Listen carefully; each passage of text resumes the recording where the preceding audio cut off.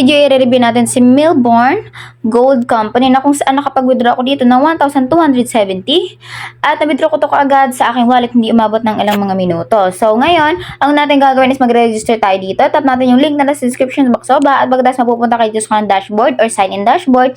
Yun, kapag wala pa kayong account, tap nyo lang tong create account sa may bandang baba. Then maglagay kayo ng mobile number, mauna tayo sa 9.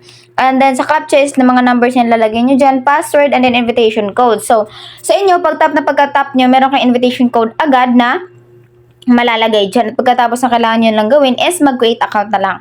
Makikita nyo kung gaano ka generous ang kanilang platform kasi binigyan na lang tayo ng libreng 20 pesos dito sa kanilang platform. At meron pa sila dito sa ating order, may libreng produkto sila na binigay na kung saan nagkakahalaga siya ng 300. And then meron siyang libreng daily profits na 3 pesos. And then pagkatapos ng 160 days is kikita ka ng 480 pesos dito in total pagkatapos ng 160 days. So, 480 plus 20, so meron tayong 500 pesos na libre dito pagkatapos natin na mag-sign up dito sa kanilang platform.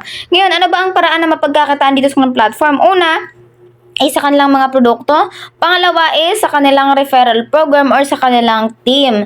So dito, ang libreng mapagkakataan natin dito is sa ating second ways of earning na kung saan ang pag-shares sa ating mga friends. Ayan, ang gagawin nyo lang is i-copy nyo lang yung link nyo at i-paste nyo sa lahat ng social media platform.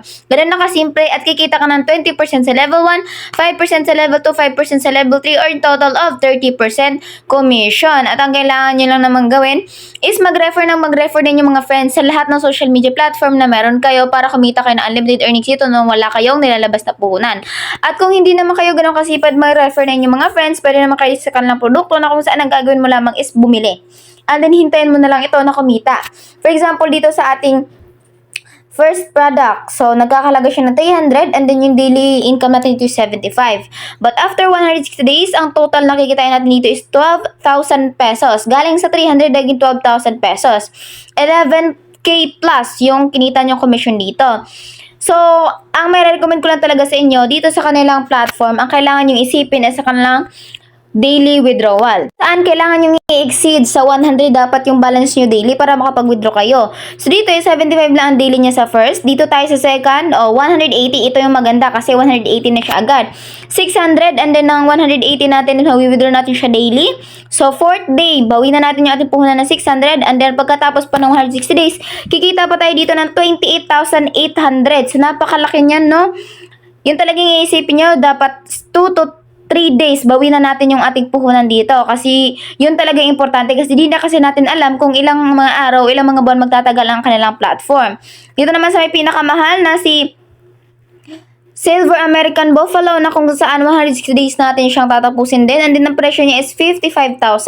Pero, ang kikitain naman natin is 4.2 million pesos. And then, daily niya is 26,400. Within sa 2 days natin, bawi na natin almost yung lahat ng ating pinuhunan dito sa kanilang platform. So, if gusto niyo naman ng hindi ganun ka mahal, meron tayong si 2,000 pesos dito na 680 lang. 3 days, bawi na natin yung ating puhunan dito sa kanilang platform. Ngayon na naman ang gagawin natin. Ang gagawin natin is tap natin yan.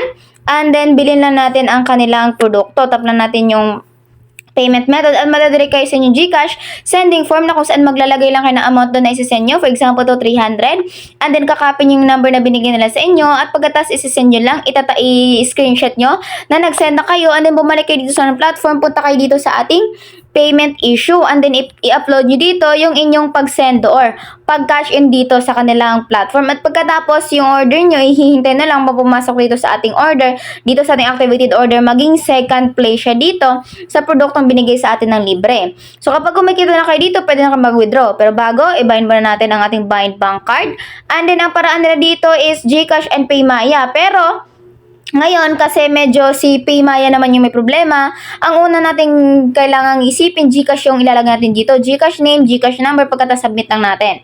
Next, mag-withdraw na tayo. Withdraw, ayan. And then, lagay natin yung amount dito na pwede nating withdrawin. So, ako is meron akong 1,270. I-withdraw lang natin. And then, withdrawals are being processed with privation. So, hintayin naman natin ilang mga minuto na dumating sa ating PayMaya wallet yung ating withdraw dito na 1,270. Withdrawal na 1,270 at makikita natin dito sa ating wallet na tanggap natin siya, hindi umabot ng ilang mga minuto at hindi siya nagtagal, hindi siya umabot ng oras, na-receive natin siya agad sa ating wallet.